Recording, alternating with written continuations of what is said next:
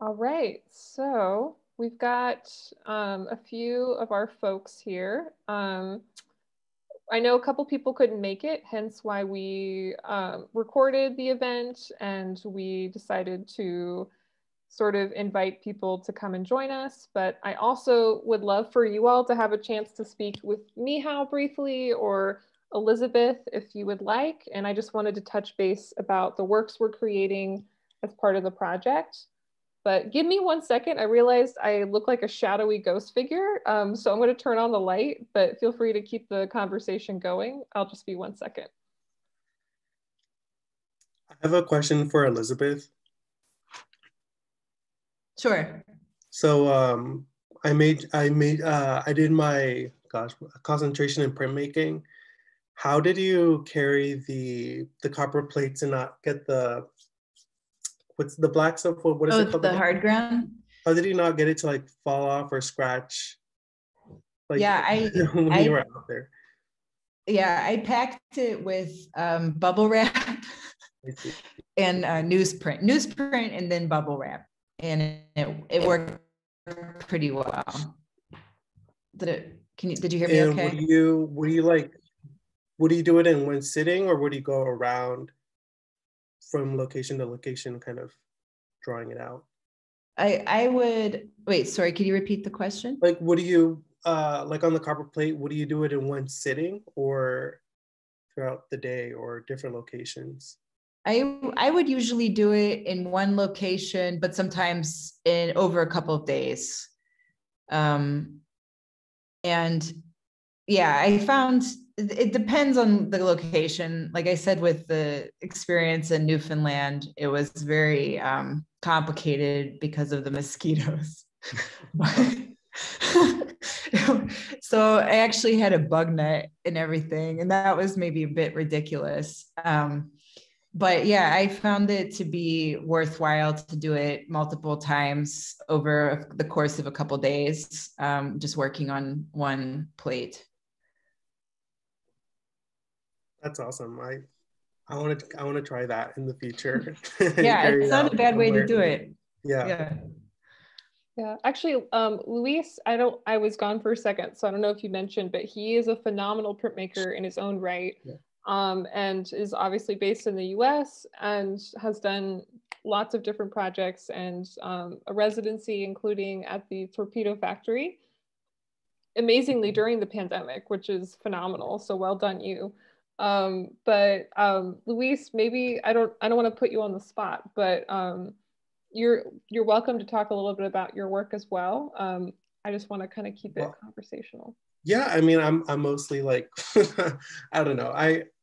I connected with a lot of the some of the ideas from this talk, especially like about nature and stuff like that. A lot of my work it can be very abstract, and it definitely has a lot of context behind it, mostly about, lost history, being a Latino American, and how things change throughout time. So that's usually the kind of the area where I'm working with. But right now I'm just experimenting with a lot of different materials, bookmaking. This week I started doing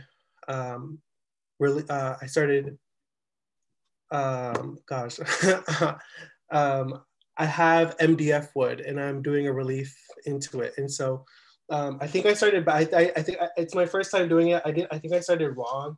I was supposed to apply like a varnish first, I think.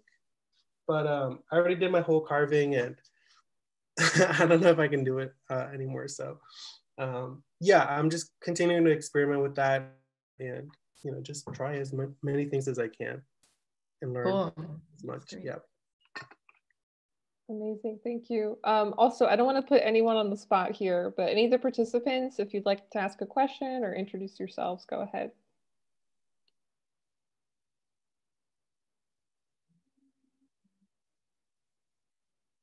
Or maybe not, that's okay too. But I know a lot of you all would be really interested in the topics that Elizabeth and Michał introduced, whether it be about landscape or sort of whether it be connected to sort of the idea of a memory scape. So whether it's sort of a physical entity or something that's reflective of our cultural or socio-political landscape. 2020 has been a historic year for Poland and the US, globally, obviously, but in addition, we look at sort of the different protests and different events that have been happening, especially in the summer. We had everything from Black Lives Matter to a protest for the queer community in Poland. And Papa, Kaja, no worries. Spokojnie. In addition, you know, we have the protests for women's rights in Poland. The US, thankfully, we're under a different administration now, but there's just been so much happening. So I also just sort of want to open it up for people to kind of discuss either, you know, in a Polish context or in a US context. And I don't want to put you on the spot, Michał, but as sort of an artistic and Polish representative here, I wonder if you could speak a little bit about kind of the current challenges that we're facing in Poland. I know we've talked a lot about it, but if you could just maybe briefly share for people that aren't as aware. Okay. I know it's a big question. Yeah, the situation is quite complicated, but basically it concerns like the change in the political situation. So like the central right-wing government was replaced by a, let's say, right-wing government with some extreme right-wing additions, which also which caused some serious troubles concerning, for example, like minorities' rights, women rights, LGBT movement rights, and so right now we're a very divided society. This situation is getting like very difficult, especially, you know, together with pandemic. Like the political and sociological situation is really saddening, yeah. And so yeah, I mentioned like the women protests that are still going on right now, and yeah, the situation, I'd call it like the most serious political situation in my lifetime, yeah, right now in Poland. And many people are seriously considering leaving Poland, actually finding a different spot somewhere else in the world. So yeah, the situation is that bad, yeah.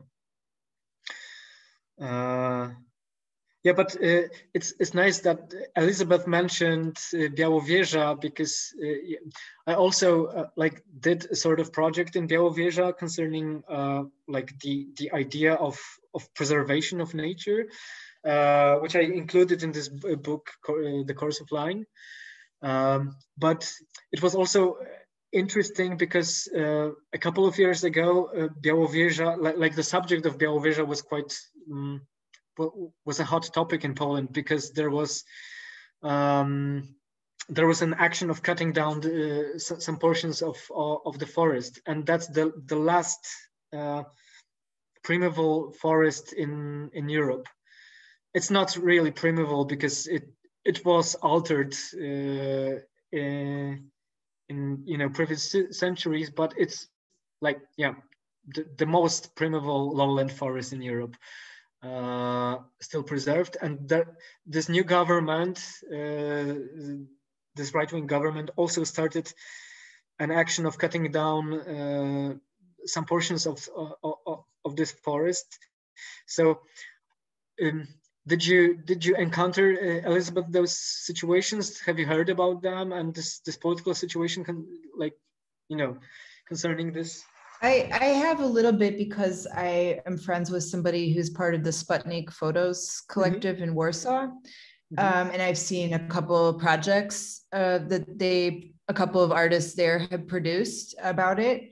And I have been reading a little bit about it myself, but when I was actually there, I didn't see like any action or when I was there, I just saw you know, the protected area. And then I went around some of these small roads, but I never saw any like actual logging or anything. But I did read about that, and yeah, that's a very alarming. Yeah. Yeah, and I bring that up to say that part of my interest in this project is I've just identified some very unique parallels between what's been happening in Poland and the US, whether that be in a physical landscape way, whether it be in sort of ideology, politically, socially, etc., as well as just there were some very different approaches initially to the pandemic, but I'm seeing a lot of parallels. Obviously, this is everywhere, but just the fatigue, the exhaustion of the pandemic, but the need to really kind of see it through as we are in this sort of third wave officially here in Poland as of last Saturday, with some new restrictions in place as of today, actually. So I just sort of want to highlight that because part of what I'm hoping to accomplish here is to really find some camaraderie in this moment, because we are so isolated, we are so separate. Really having a source of accountability creatively, just to have a way to engage and talk about our work. And I also will have our participants discuss their work throughout the project. And if they're interested or willing, we could maybe have that as part of our public programming. But just to kind of find some solidarity, which is a key word in Polish context, as well as in American context, and just have a way to just be authentic about our experience and not feel like we have to have it all together. Honestly, we all have different unique experiences during the pandemic that make it really challenging in some ways. And then maybe there's some surprising positive experiences as well. So that monologue to say, I would love to just take the last couple of minutes to have anyone share like some of their biggest struggles during the pandemic creatively. And if you're in the process of creating work within this project, if you are interested in talking about that as well, or some surprising highlights, some things that were positive experiences during the pandemic as well. Share it briefly, since I haven't, this is the first meeting I've been able to make for this project, and I was off screen for most of it, but thank you so much to both of our special guests for your presentations today and talking to us about your work. It's been really lovely to listen to you guys chat about that. So my name is Debbie, and I'm not a visual artist for the most part. Like I know a lot of you are. I don't paint or anything. I have more of a background in like theater and performance and also writing. And I, over the course of like the last year and some change, have just navigated all the ups and downs that so many of us have, you know, moving from working in an office space to working at home, and then being furloughed, and then being called back from furlough, and kind of a new job altogether at my company, and navigating stuff with my family and with Jack's family. And I have found that even when I was like on furlough and had like hours and hours of my day where I thought like I should be like writing, or I should be, you know, doing more things, often it was hard to do anything more than just document. I found myself drawn to take more pictures than I normally would. Like I don't consider myself a photographer, but I took a lot of pictures this year, and I took a lot of screenshots this year of things I was watching other people do. And a lot of my notes and memos in my phone are just like train of thoughts of like, oh, this thing happened today, and like I don't want to forget that happened. And I think I'm going to try to maybe turn like some of that into art for this project. But really in the moment, it was not like done with artistic preservation in mind. It was done like with the thought of like, I don't want to forget that this happened. Yeah. Like, I don't want to lose how it felt in this moment to be standing in my bathtub, like doing laundry in my bathtub. So I like took a picture of like the laundry in my bathtub. So that's just a little quick share. Yeah, I actually would like to piggyback on that because can you guys hear him? Okay. There have been several points in the last year where yeah, I mean, you just want to document it. You just want to like make sure that you get it down that this happened. And one of those big moments for me was the Capitol riot. I started screenshotting all the different stories that were coming out. And I screenshotted all of Donald Trump's responses to it. And looking back and just like kind of watching, like looking at the screenshots consecutively, it tells like the kind of frightening story that I was witnessing at the time. You know, in a way that's like, I'm glad that I collected for that very reason, because it's like so much of what has happened in the last year has been so traumatic and so unbelievable. You know, I was trying to get the word unprecedented to catch on as like the word of 2020. It didn't end up being the word of 2020, and Merriam-Webster chose pandemic, which I was like, I mean, I Sure, guess like yeah, that that's fine. seems a little boring. But like unprecedented, like everything happening it's like the first time it happened, or like First time in 100 years. yeah, or you know, I mean, and just the ways in which people were talking about it in apocalyptic terms. And Michał, that was one thing that really struck me in your work, is like how post-apocalyptic it is, you know. And it's amazing to see in different places all over the world, people referring to 2020 as the worst year of all time, you know, and speaking in end times terminology, which is usually reserved for like millenarian movements and like conservative Christianity or like rapture theology or something. And yet you have the news talking about it being the worst year of all time and being the end times. And so yeah, like documenting because what's happening is so unbelievable, I think has been important to me. Wow, well said. And it's fascinating, again, to hear the universality of our experiences during 2020 and even now. The irony of when I had proposed this project was back late spring, and then I applied in the summer, heard about it in the fall, and I had initially proposed it as a very reflective, like post-pandemic thought, and our naive ideas that the pandemic was going to be over at this point. Oh, the irony of 2020 Joanna thoughts. But I really want to sort of emphasize that like we're still kind of in these moments and in these thoughts. And I so appreciate the idea of documenting and just, you know, that sort of being all that I personally have had the capacity for in a lot of ways, and kind of shifting my perspective on my own practice of, if that's all I have, that's okay. I mean, art serves as a sort of visual archive of our human experience, personal, local, national, international. It is, I think it's of the utmost importance that we do that and that we don't forget, lest we forget and things continue to repeat. So I don't know, I just really appreciate those thoughts. And I know we're at the end of our scheduled time. So if you need to go, any of you, feel free. I'll just stay until whoever is the last one. I'm happy to keep the conversation going, but if you need to go, please do. So don't feel held up. Thank you so much for being here. Thank you so much. Thank you. Thank you. Bye. Thank you again, and have a great rest of your day. I have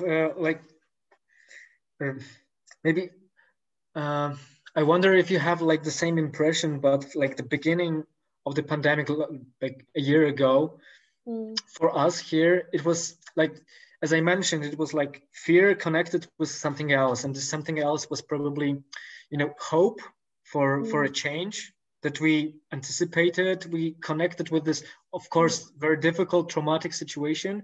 But there was like this question, maybe it can get better, you know. We can rethink our position on our planet. We can rethink our position, you know. We can rethink capitalism. We can rethink, you know, art world and art market, yeah, and the rules of this game that we're like, that is so difficult for us and for most of us, yeah, not for all of us. And I think this amount of hope is slowly decaying, I'd say, because, you know, maybe I'm tired and it's a sort of depression, but I get an impression that, you know, it's nothing will change basically, and if it changes, it changes for worse. So this maybe euphoric moment from the beginning of pandemics is disappearing. And I wonder if you have the same impression, or is only me, you know, getting depressed and tired with the pandemic. Yeah, zawsze codziennie, always, every day is like, that is the feeling of the pandemic for me. But I'll open it up for anyone else who wants to respond. Well, to speak to your question about, you know, does the euphoria of revolutionary feeling that from the beginning of the pandemic, is that dying off? Here in New York, it's definitely the social movements that have sprung up or strengthened in the last year are stronger and more long-lasting than I've ever seen. You can basically go to some kind of rally every single day here in New York. And there are Instagram accounts like specifically just for sharing like the constant stream of activist events that are happening every day. And then in addition to that, there has been an even greater explosion in the promotions and the hiring and the starting of like you know, Black business and a lot of you know, of Black people in politics as well, and minorities in politics. So Ibram Kendi, in his book How to Be an Anti-Racist, which has been kind of adopted in a lot of places as a kind of modern anti-racist curriculum, he says that the only hope is for the only hope to overcome segregationism and overcome like the insidiousness of racism and white supremacy in the United States is for anti-racists to essentially overwhelm the places of power and just take the reins essentially and create a world in which segregationism and you know, no holds barred capitalism are just not tolerated. And on the one hand, you know, we have history to look at and we can see that it's always a minority voice. You know, the anti-racist voice is always the smallest voice. And it kind of seems like, in my mind, I kind of see the same thing. It's like, I mean, maybe they'll always be there to like, maybe that little voice will always stay alive. Like there will always be somebody saying what should be said, but maybe nothing will really transform in that direction. But then on the other hand, like we are seeing like unprecedented gains in anti-racism and in like the popularity of the Black Panther movement and the popularity of Malcolm X. I think that was one thing about the 60s is the 60s was not really ready to hear Malcolm X. I mean, he didn't survive half the decade, you know, like, or no, I guess he did survive half the decade, but he almost didn't survive half the decade, you know, he only made it halfway through. And I think today the world is more ready to hear someone like Malcolm X. And that's got to be exciting, you know, like that's got to be, if like we're listening to people like Angela Davis and Malcolm X and Ida B. Wells now, when we should have been listening to them at the time, it's like, I mean, I don't know, maybe more people are reconciling to revolution. And, you know, I liked your image of the volcano. It's like something that's like, it's happening, you don't see it happening, and then all of a sudden it just explodes. And I think that's still possible. I think there is still hope for that kind of volcanic eruption of the people. Yeah. That gives strength. Yeah, still, yeah. We've got some good American optimism and Polish pessimism happening here. I love it. And that's what's funny. I'm super. Not known as like the optimist. I'm like, in my day-to-day life, I'm like profoundly pessimistic. I love Orson Welles' phrase. He's a film director from the mid-20th century. He said, I'm a profound pessimist with a sentimental inclination toward hope. And that's kind of, there's my mic drop via the motorcycle skid away. Yeah, but also like the changes in Poland, like the soft revolutionary changes are also like maybe connected to some hope. For us, the biggest problem right now is the conservative option of Catholic Church, which support, like the far right-wing government is very connected to like this symbolic, totality of Catholicism, and this abortion ban, which resulted in a huge revolution, on the streets during pandemic, in Poland. That was the first moment in my lifetime that people started to oppose Catholic Church, in public. It's the first time since I was born that people said, in public, said it, aloud, that we're fed up with that. We're fed up with Catholic Church. We're fed up with right-wing government.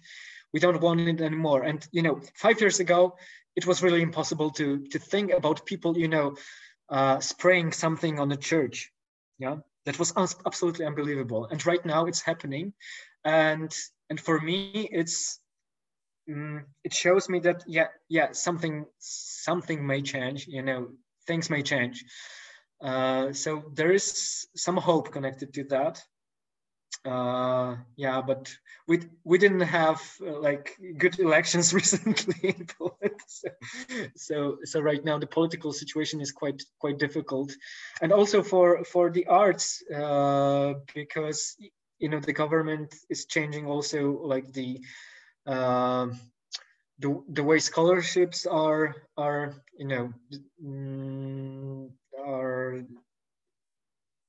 disposed, I don't know how to, distributed, distributed. So many voices, especially more politically provocative, are silenced, and you get an impression that things may get worse, like politically, but maybe it will cause even bigger struggle against that. So that's really nice that you mentioned also Malcolm X, and I think like this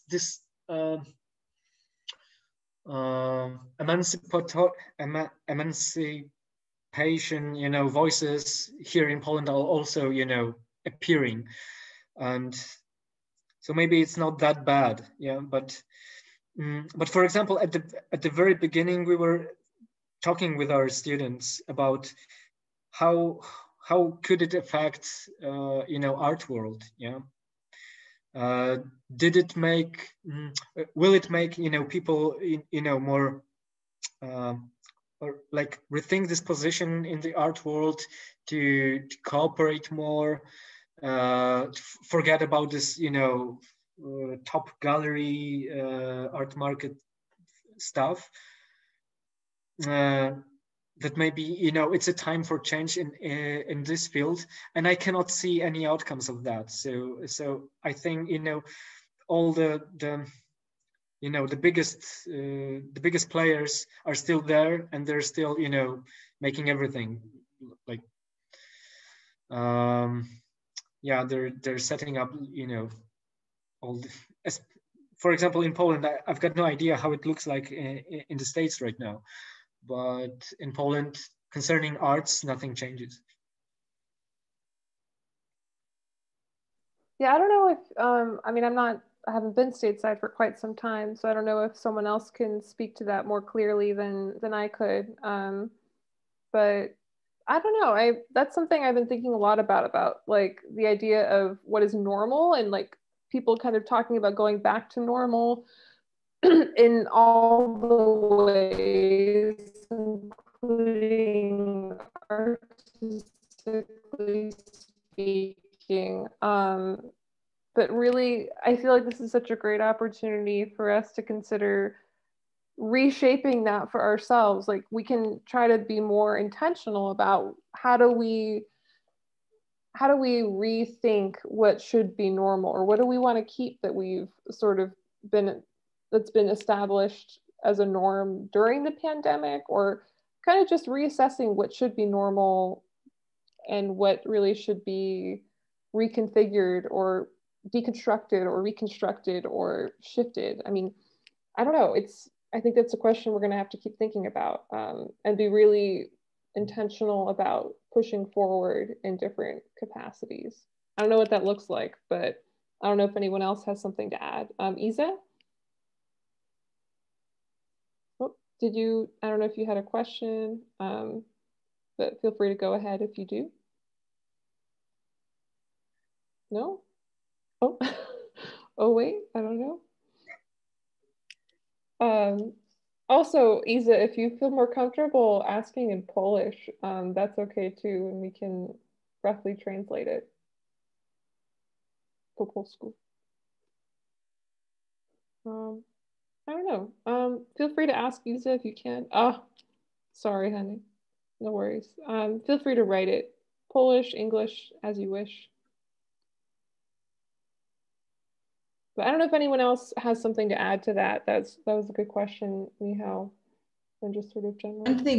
One thing I noticed during the pandemic was my overall disgust for endlessly promoting happiness, or like this need to always prove how successful or how prolific or how conclusive everything I do is, you know. And I've always never really liked that aspect of the social media culture. But personally, I would say during this time, I've been like pretty grossed out at the like endless need to always prove something or always equate yourself with something, and like just kind of the machine, you know, being a part of the machine, I've found to be kind of terrible. So my personal experience, at least in reference to what you earlier said up there, I forget, sorry, your name, but just this idea of documenting, I think has been really useful. And then also during this time, which is maybe not the most encouraging experience on earth, I've been just trying to write something every day, whether that be just some observations or something I'm grateful for or something I really dislike. I've just been trying to document my experience in that way. And I think that's helped just chronicleize the time, make it feel like later on that I will have something to reflect upon, whether that be good or bad, you know. But anyway, that's kind of a bit of what I've been thinking about, is just this idea that people always have to endlessly promote the next event, their next amazing work. It's like, come on, you know, just be a human for a few minutes, like maybe look around and assess what's going on, you know, don't just get caught up in the thing. So anyway, that's what I got for you. Yeah. Yeah, that failure is an option. Yeah, and you don't have to be ashamed that you're not always successful. Right. Yeah, everything close to doesn't. that. Yeah. Yeah, everything doesn't have to be like, wow.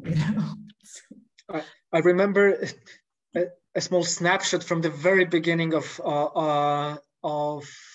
pandemic in Poland, when like nobody knew what was going to happen, and everything just stopped. Yeah, everything got closed. People stopped going to work, and it was really amazing because in Poland, like not many people actually meet, in parks or gather, on the streets, and that was a brief moment when people could not go to work. Yeah, and you could see those faces that you never meet, in the district. Going to parks, spending time, with their children, in the park, and it was like beautiful weather back then in Poland.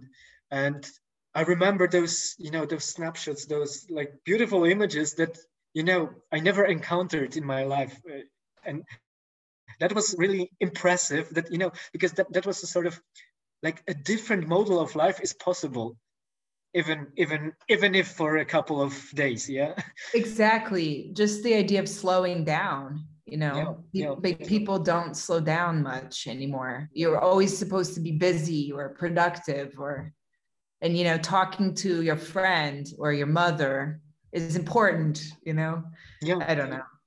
Yeah, spending time with each other. Yeah.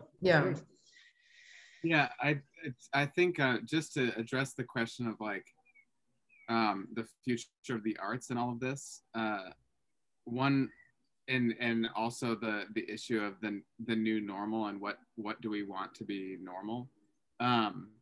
It's striking to me that in the last several decades in the United States, there has been again and again like significant cuts to the arts, like arts funding, and to bring up Orson Welles once more, he early in his career directed an all black version of Macbeth that was set in Haiti, and it was in Harlem, and it was an entirely black cast, and it was something that had never been seen before. And James Baldwin even talks about going to it and being transformed by seeing an entire cast of African Americans. And that was funded by arts funding that was made available through the New Deal. Mm-hmm. And so that, I mean, it was a government-backed project, and it was the theatrical release of the year. I mean, it just blew people away. It was an incredible production. And it was an incredibly socialist idea that the government would just make theater happen, and there's been so much cut that it's like every artist has to justify his or her existence by making themselves monetarily useful in some way for capitalism, because the whole point is like, what's it worth? Like, what is the monetary value? And of course, an artist has to pay the bills. So I think and I'm starting to think in terms of like after pessimism, because I'm a pessimist, but you also have to like respond to life every day. So I think after pessimism, I think we should start to think in terms of, okay, what are we going to demand? Because if as you said, the soft revolutionary forces are struggling themselves to make change, like what if we just went ahead and went for exactly what we wanted and decided what we want? And so even the idea of like, yeah, I mean, wouldn't it be great if I didn't constantly have to like apply for grants or like constantly have to have my new big project out that's going to draw crowds or whatever, that like I didn't constantly have to come out with more releases and more exhibitions. Well, I'm going to need some like basic income in order to pay the bills, so like how do we guarantee basic income for people? you know, and yeah, I mean, and as long as we're asking for something that's impossible, like as long as the world is fucked, you know, like might as well just go for broke and like actually go out and seek the thing that you want to have happen. And that's kind of where I'm at right now. Mm-hmm.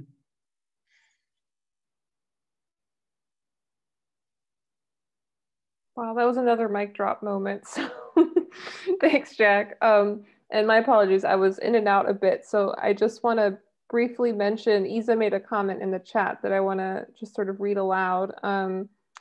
Isa is based in Krakow, one of our Polish participants, and she says lots of her friends are preparing to make, to be made apostas, so to like leave the church. Mm-hmm. So including herself, her generation, our generation, was raised in an absolute worship of John Paul II. She was about 10 when he died, and it kind of made, she says, us immune to what the church was creating in and of his image. And she apologizes if she's upsetting anyone, but no worries. We just, you know, they've kind of made a meme of his image. It's kind of becoming a popular thing to do, because we're just tired of being heard that, you know, he was a saint and a perfect person. And she says the church really did it themselves. And even her father, who's raised very Catholic at home, is thinking about leaving the church and, you know, is struggling with that. So I just wanted to note that in case people hadn't seen it. John Paul II and just the history of his influence in connection to, say, the Solidarnos movement and so forth is that could be a whole other series of conversations. But Michał, I don't know if you want to speak to that. We've actually talked quite a bit about that as well. But I don't know if anyone has any comments or questions on that as well. There was a lot put into her comments, so thank you, Isa. That was a lot to unpack. So maybe that's just sort of food for thought, but lots to think about. Yeah, but it's just very, very true of the situation in Poland, thankfully. Yeah.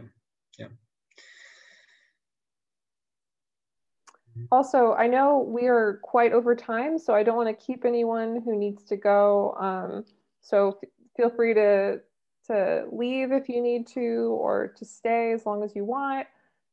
Sort of just an open forum. But thank you all so much again for your comments and such. Oh, no problem, Isa. I know Michał and Elizabeth, you must be really tired after presenting and chatting, so I don't want to keep you longer if you need to go, or I don't know what you I was really enjoying your reference to the volcanoes. Michał, and after spending some time on the volcano, it was crazy for me, because it really was wild to actually be on that site and see the layer of ash and the trees that were thrown. And it is revolutionary. It's crazy. It can bury a whole place, you know? And I was really interested in like what made you attracted to that image or to that, you know, theme. And I think that I really appreciated hearing that about what you were thinking about. Thanks. And I've got no idea if it was intentional, but I think we're dealing with quite similar topics. Yes. Totally different subjects, but still, like the main subject is somehow, you know, connecting us. Yeah. So it was wonderful to see your work and to reflect on it, you know, from my side, and that's absolutely amazing. I've got no idea, Joanna. Was that intended? Well, I like to give credit where credit is due. So I did try to be strategic with that, but I also wanted you to each have your own individual sort of presentations and just sort of just speak to your own work. But I am trying to kind of strategically sort of pair or group people according to sort of their work and just like their process, and more specifically what topics and themes that they speak to. So I didn't want to kind of overdo it, but I was really excited that you both were free to do it this meeting. yeah, and I just was really excited to hear the parallels about what you talk about and your processes. That was great. Thanks for pairing us, Joanna. My pleasure. Thanks. Thank you. Oh my gosh, I appreciate you all. It was relatively last minute. I wasn't as in advance as I was hoping to be, but it turned out really well. So thank you both so much again for that. Thank you. And I'm sorry for my fluency in English. So No, I cannot, oh my I gosh, cannot, no, develop many No. topics your English is because phenomenal. I get nervous. No. And also that was so nice what Jack told about the basic income. That's also like a very nice topic, and also like very concerning for artists. Yeah, that's another field for discussion maybe. Yeah. For the future. Yeah. But maybe the pandemic is opening like those new horizons for us, yeah, to rethink, yeah, and people started to realize that the way the world operates is not the only way that it can operate, yeah, and maybe that like that our way of life actually, you know, produced the situation that we are in right now, and that capitalism and the way we live is not a transparent thing, and it's not a natural environment. Yeah, it's just created, and it can be altered, so it can be rethought and restaged for next generations, if there are any. Yeah, I mean, I think just of like people working in at home, it's like all of a sudden, all these companies that supposedly had to work in person and had to have you come to an office, like all of a sudden we're all just making do with everyone working at home. So I think that's the thing. It's like, if you had said, what if we don't have to go to the office to work? Like, what if we can just work at home? Mm-hmm. And then like the corporate thinking is always, it's like, no, we have to have some place where we can like spy on you, and we can make sure that you're being productive like 100% of the time. And then the other thing that people are starting to think is like, maybe we don't need to work 40 hours a week. I mean, why does it have to be 40? And can I get a full-time job's work done in less time than that? So I'm hoping that it really wakes people up and gets people to start thinking in terms of workers' rights, in terms of I think we should shoot for the 4-day work week here in the United States, so like. Amen. Amen. Yeah, amen. I think there's going to be more momentum behind these ideas because of an event like this that really shakes. Yeah.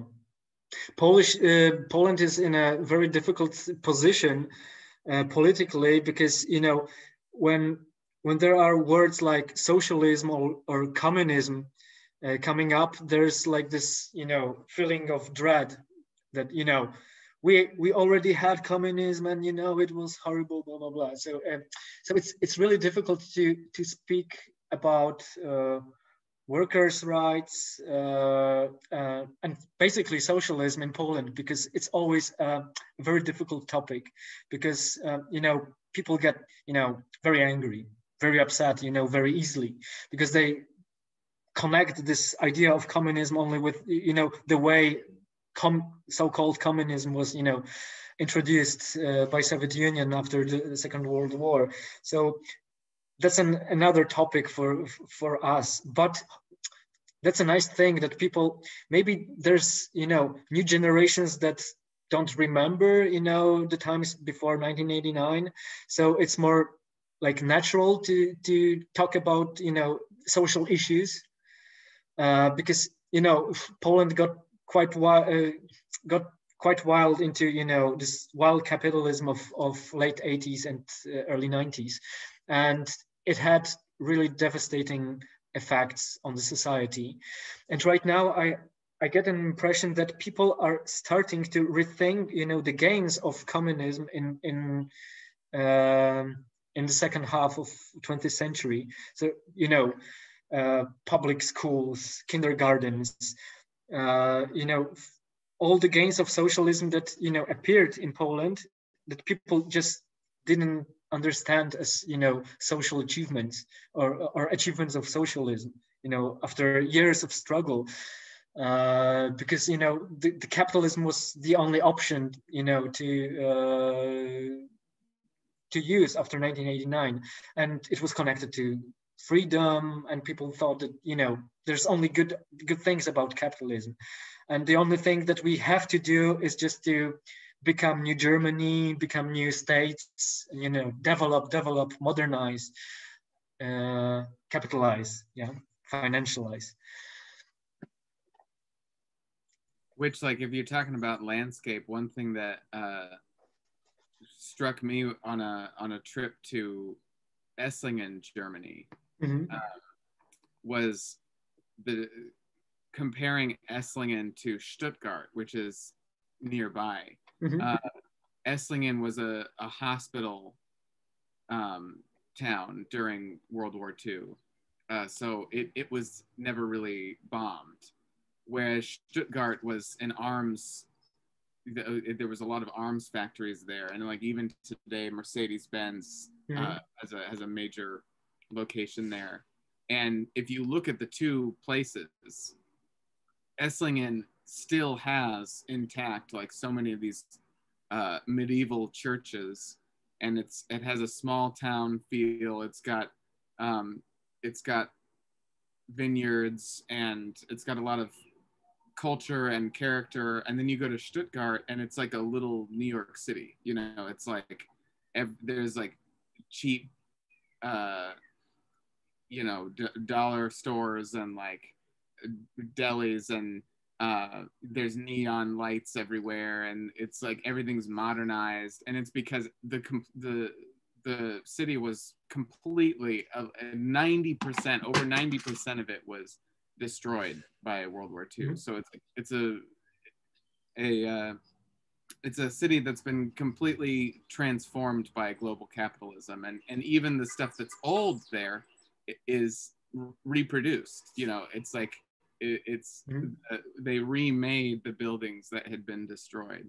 So it's crazy to look at the two different worlds. One world which is all everything's supposed to be created for the glory of God. You know, these amazing churches that the point is their glory.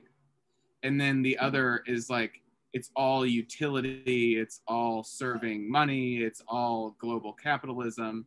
And so it has way less character and is way less charming to look at. I'm sorry if there's like a Stuttgart fan. I know that there's a lot in Stuttgart and there's a lot it has to offer, but just to look at the two cities next to each other and see entirely different social worlds that produce them.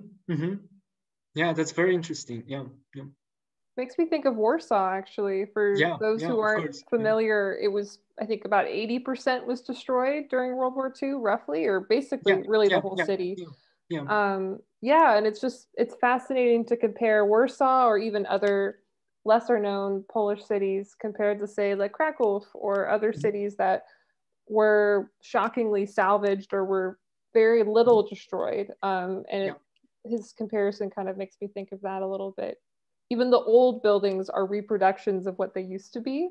But they're made to try to look like the original. I don't know. Yeah, Warsaw is a really good example because it's a sort of maquette of the previous city. And that's also like quite interesting because when they were rebuilding Warsaw after World War II, they could choose the style of the architecture to reconstruct because, for example, they could. There were churches that were from early 19th century rebuilt in different style, historical style in late 19th century, and they could choose which church are we rebuilding. So it was like performing history, you know. For this reproduction of the earlier city, that was quite interesting. Yeah, but also like what got me also interested into like this landscape subject was like the moment of the origins of landscape, which I briefly mentioned. That is, it started actually in Germany, yeah, in Germany in the early 16th century, in the moment when there was no primeval forest at all in Germany back then, 500 years ago. That's absolutely amazing. So like the origins of landscape is basically a sort of, it signifies like the moment that we already lost the nature, yeah? And it appeared because there was this feeling of loss, of longing, yeah, for that which was destroyed, yeah. That's also quite telling, that, you know, this genre in paintings appeared in this particular context, in this particular place, yeah. That's also nice. Yeah, that's actually a question one of the many questions I was hoping to maybe ask, and I'm glad you brought it up now, is just looking at specifically how I feel like there's sort of a new surge and a trend of like really rediscovering previously erased narratives and different sort of, whether it be sort of intentionally oppressed or just never really resurrected at all, never really known narratives. So even, for instance, the origin of landscapes, I feel like is a topic that many people, myself included, know very little about, but I think it's becoming a little bit more common, I think, for people to kind of delve into a bit. So I don't know, that's just a really interesting note, I think, to just expand upon in ongoing discussions.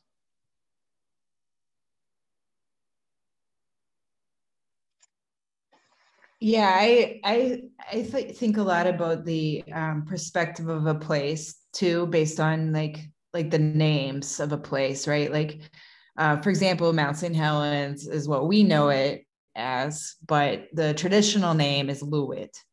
And just thinking about the relationship of indigenous people to those places and like what their view of that place was supposed to be or was like.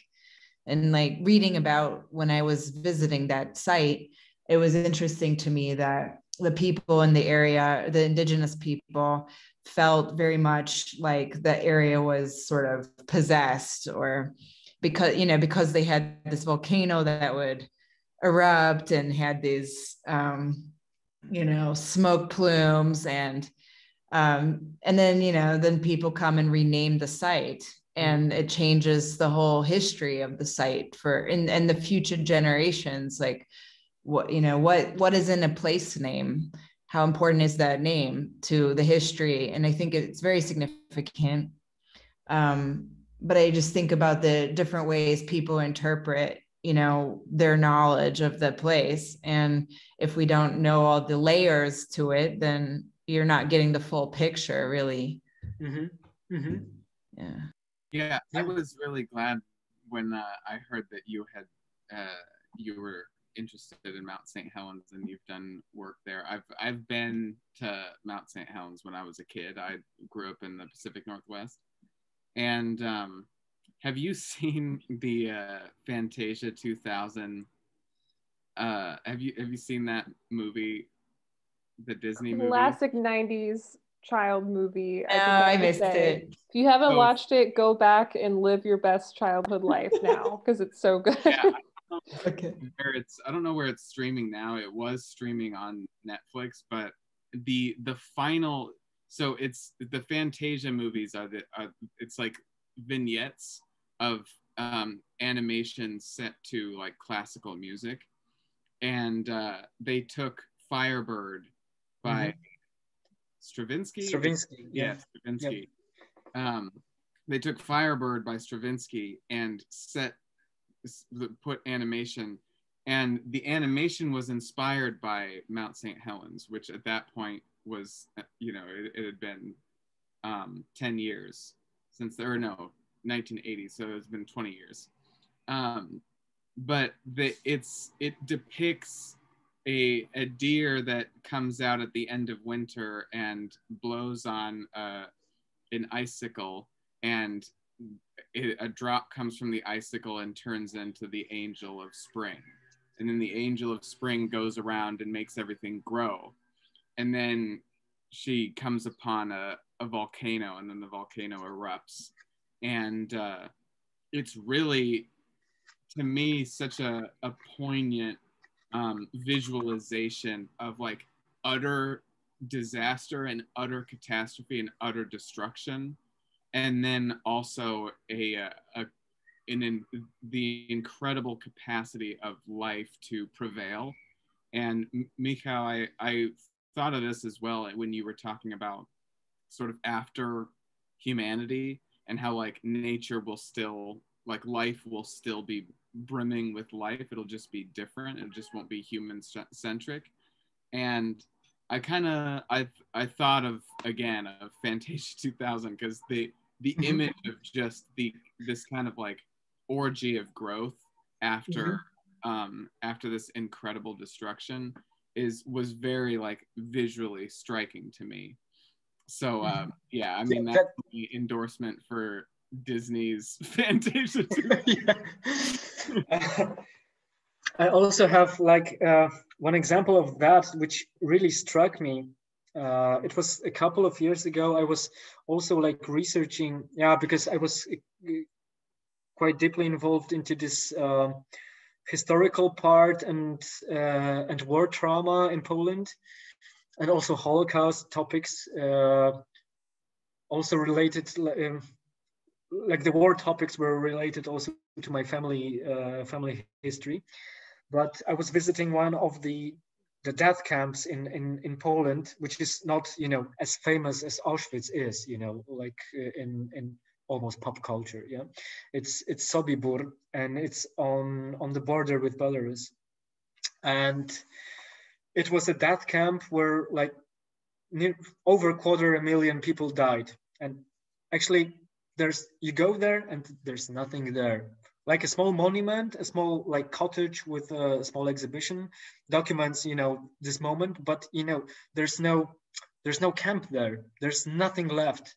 Actually, everything you see is basically a forest. And the only thing that you notice is that some of the trees are younger than the other ones. And that's the only, that's the only thing that shows you that something happened there. And when you look closely, you go into the forest, you can find traces of barbed wire in the tree. Branches, I think. Yeah, bark. Bark. In the bark. Or you have like wild fruit trees somewhere in the pine forest, which is like strange. And these are like the last traces of humans, of human activities there. And that made me think about like this reproduction of nature after even, how nature like deals with the horrors of what humans do actually. And it was really like, it was some sort of like a very strong experience there. And also when you go to the to Bieszczady, or like southeastern part of Poland, where there were like villages that were destroyed. Lemkos? Yeah. It was like a terrain populated by like a minority of Łemkowie, and they were displaced in 1945. It's a long story, but like the whole villages disappeared. And when you go there, you just notice like the only traces that there were villages there 60, 70 years ago are only like fruit trees growing in the middle of the forest, or remains of a well, and that's all. No cottages, no churches, nothing. Nothing left. And you just see how like you see at a tiny bit of this process of nature reappropriating, like regaining like its own field. In reference to that, I thought in those villages down in Bieszczady from the Łemkos, I thought it was interesting that there's been an increase in bear activity because of the fruit trees from those villages. Yeah.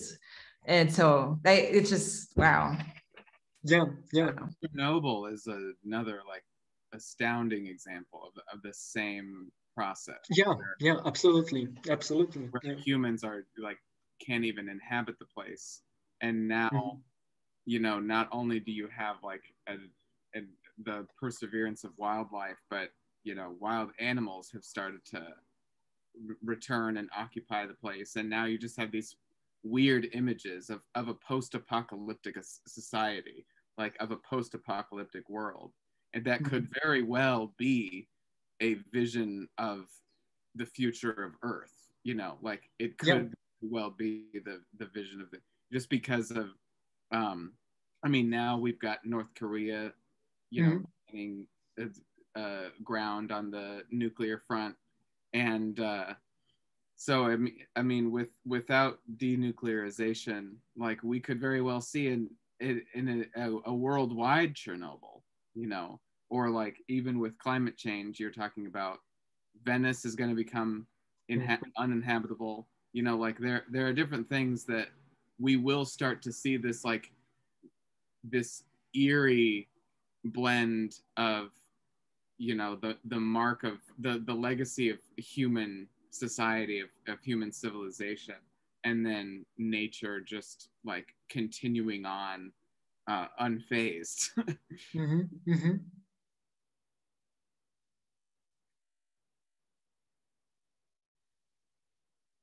That's that pessimism I was gonna say, I think the the pessimism is coming strong, but it's also lots of truth telling, so it's important.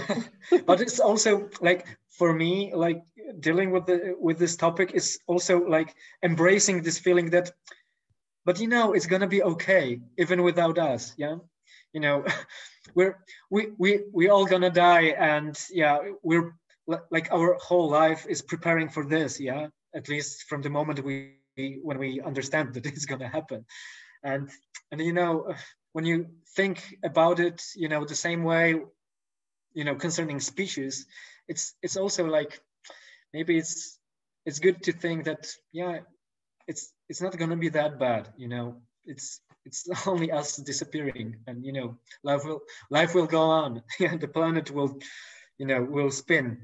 Yeah. Yeah, there's that old joke where Earth goes to like a little planet cocktail party and goes up to another planet, and planet asks, "How are you doing?" And Earth goes, "Oh, not so well." And the other planet's like, "What's wrong?" And Earth says, "I have Homo sapiens." And the other planet's like, "Oh yes, Homo sapiens. I have had Homo sapiens, but don't worry, they don't last very long." Oh my god. Wow.